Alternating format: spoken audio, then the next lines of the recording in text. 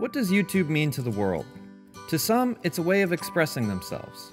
To others, it's a way of letting their voices be heard. But no matter what the purpose, YouTube is a place for creators. These creators differ in many ways. Some have audiences in the millions, while others, well, don't. And success on YouTube doesn't come easy. While some have been posting for years, others are just getting their start. Please Subscribe is a documentary that gives an inside look into the lives of larger YouTubers. But what about the smaller ones? What does it take for them to make videos? Let's find out.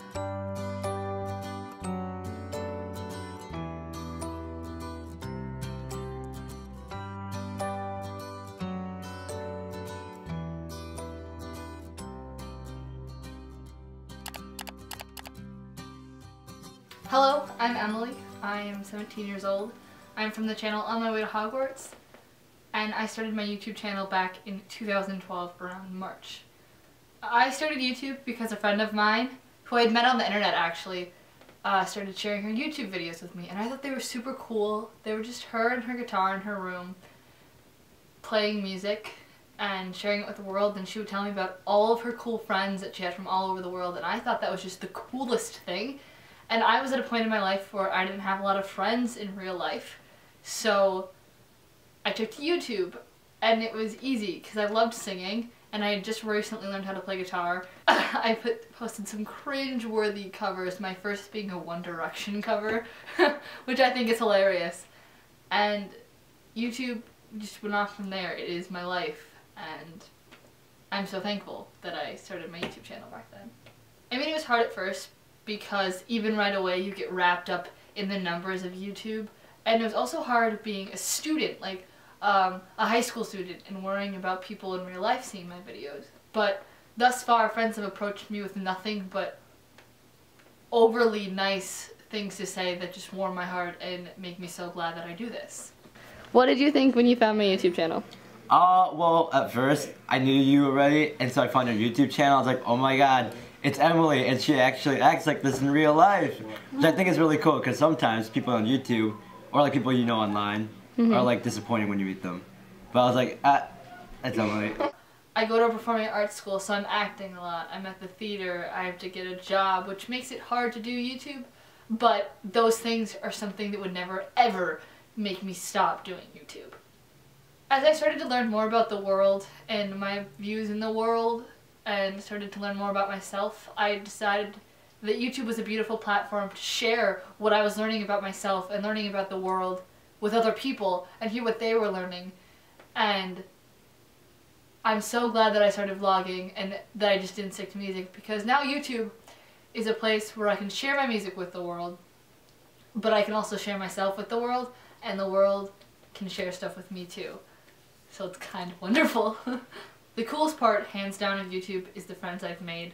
There's nothing better than when a family member or a friend is like, wow, you did a really good job on your YouTube video. I think that's really cool.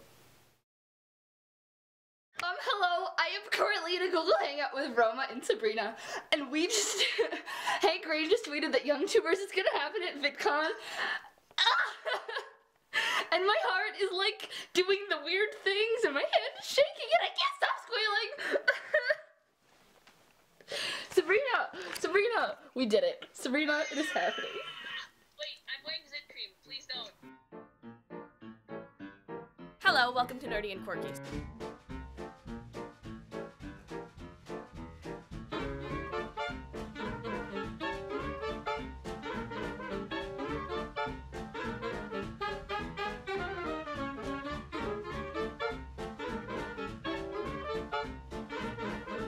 Swaggin', swaggin', swaggin', swaggin', swaggin', swaggin', Bilbo Baggins!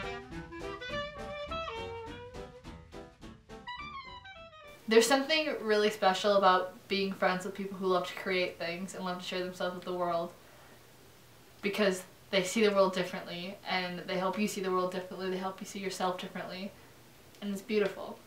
I love the support system I have. The friends I've made on YouTube, I wouldn't trade them for anything. Not even my own pet hippo, and I love hippos.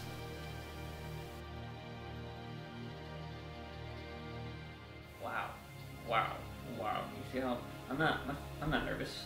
Do you think I'm nervous about this interview? Why would I be nervous? There's no reason to be nervous for this interview.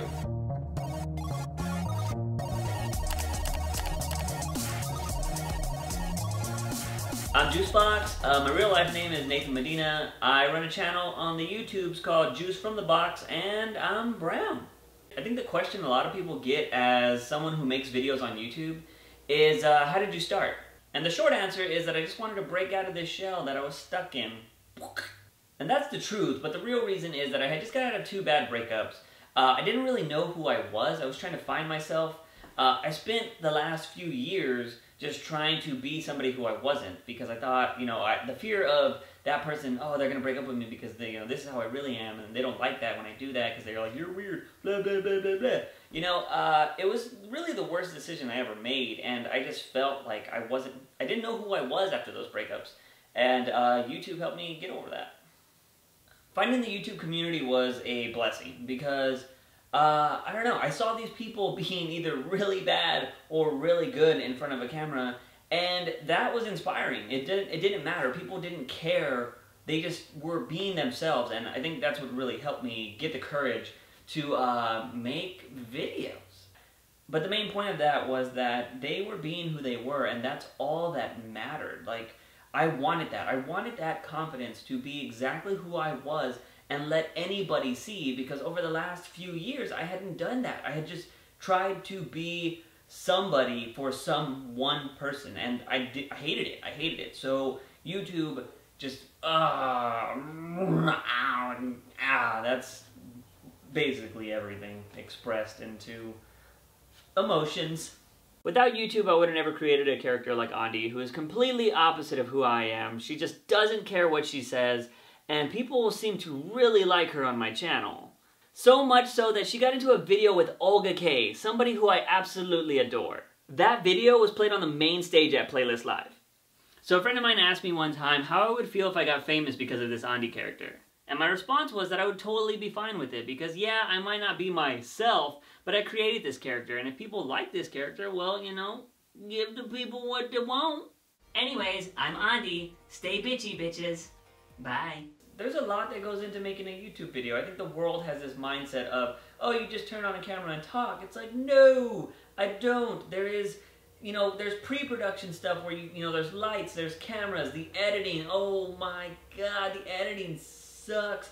There's just so much stuff that goes into making a YouTube video nowadays that, you know, it's not just talking in front of a camera anymore.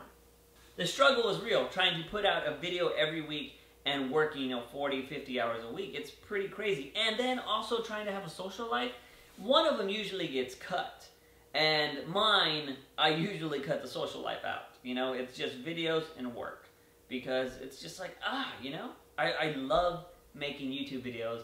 And the little bit of social interaction I get from comments or views or tweets or whatever, I will take that. I will take that, and it'll fuel me to make my next video, because, you know, I love doing this. I love it whether I get views or not. It makes me happy, and that is the reason why I started doing this in the first place.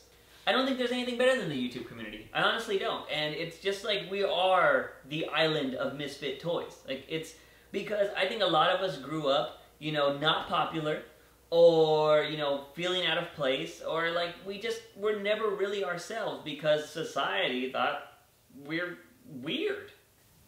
It literally did save my life. Not that my life was ever in danger, but it saved my life from being somebody that 20 years from now, I'm like, I hate what I'm doing. Now I don't. I'm gonna make videos and be happy, and that's really all that matters. And tacos. They're delicious.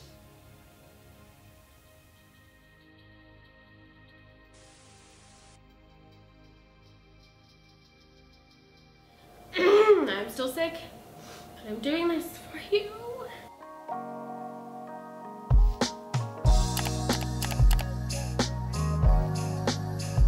My name is Chloe, my channel is Awkward Adolescence, and I make mostly vlog and sketch comedy sort of videos. Oh. I can't reach. Even though I didn't start uploading until 2011, I was still making videos with my brother before YouTube was even a thing. I finally decided to start making videos my own and uploading them because, to be honest, I felt kind of left out. I saw YouTubers hang out with their friends, their internet friends at conventions and stuff, and I just really wanted to be part of that community. I've always loved making videos, and the only time that I really got to sort of share what I had made with people other than my friends was with school projects before I had a channel. So I loved being able to share with an audience, but I didn't really have the creative freedom to make what I wanted to make when I wanted to make it. I would say that the coolest thing about being part of the YouTube community is just having friends all over the world. I never thought that I would have friends in a different town than me, let alone a different country. It's kind of ridiculous, and it's a good kind of ridiculous. I love it. When it comes to the numbers, it could be a little discouraging sometimes. I know seeing creators that are just now getting started having thousands of more subscribers than someone who's been making videos for years, it's frustrating. But when you're passionate about something, the numbers don't matter, and you just kind of have to learn to let go. There's nothing more satisfying than staying up all night, scripting a video, setting up lights, filming, editing, except for maybe uploading the video and setting it loose on the internet. One thing that's sort of gotten in the way of me making videos has been my job. I got a call on the first day of VidCon last year saying that I was hired, and since then it's been interesting to say the least. I have gone from being a full-time high school student with free time, as a senior I had a bunch of free time, to being a full-time barista, and my schedule is crazy. It's different every week. Being an adult is different. I don't know how to feel about it yet. I just wish that I had more free time to do what I love. I used to upload a new video every single Monday, but now that I have a job, I feel more mentally and physically exhausted than I have ever. So it's kind of gotten to the point where a schedule is impossible to keep for uploading videos. The one thing that's really kept me sane over these last couple of months has just been the YouTube community and my friends. Just having Google Hangouts with creators and meeting new creators and even getting out of the house to meet local creators has really made a difference. Vegas is so much more than just bright lights, drunk people, and gambling. Downtown Las Vegas is full of passionate people, creators, makers, and I've learned that being around like-minded people in real life is just so beneficial to sort of sparking your own creativity. It definitely does make a huge difference.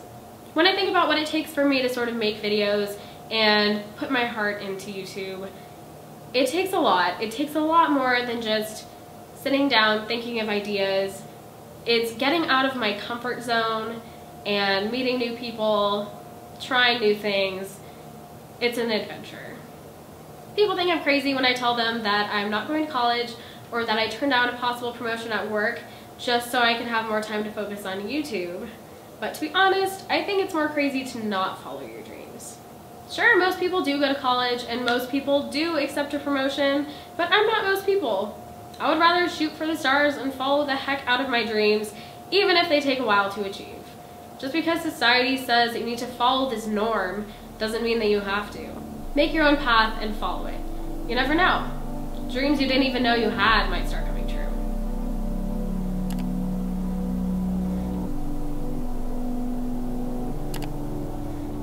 Alright, I think we're good. This looks nice. This looks very nice. What, did you set this up just for me?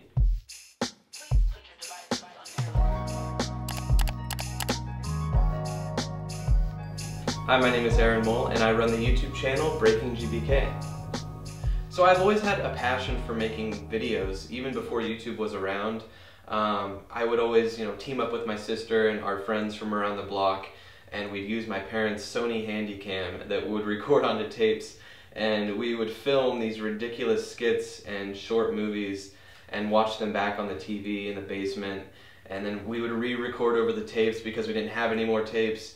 And it was just a really awesome thing, and I didn't know that it was something that I would eventually want to do for the rest of my life, but I definitely knew it was something that I was interested in. So when I started my first channel on YouTube, I didn't have the proper equipment to upload from my parents' camera to the computer, so I didn't start off making videos. I started off doing like animation stuff. And for those of you who don't know, Pivot is this free software that you can download. I think you can still download it. And it's all like keyframing stuff, and you just move stuff little by little to make animations. And that was like a small phase of my life where I wanted to be in animation. So I think it was like towards the end of my sophomore year when I realized I wanted to start making videos again.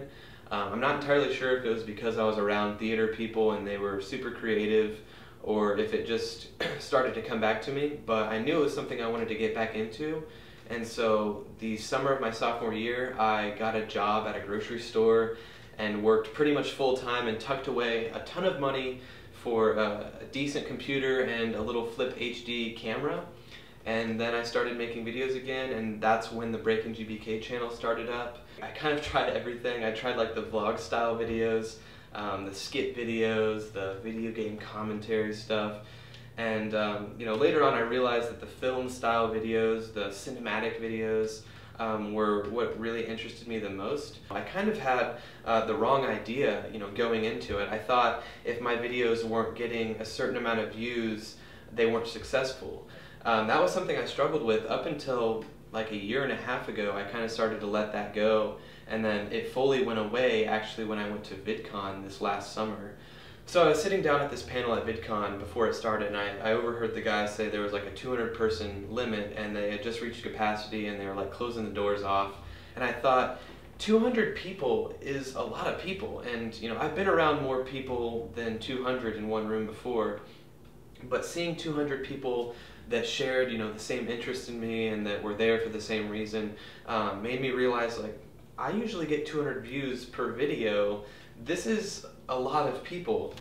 Ever since VidCon, things have changed completely, and now I upload, and once I see that the video has 1 view, it's done. It's a success. I can move on because that means it uploaded correctly. The key thing is to not let anyone affect your creative process.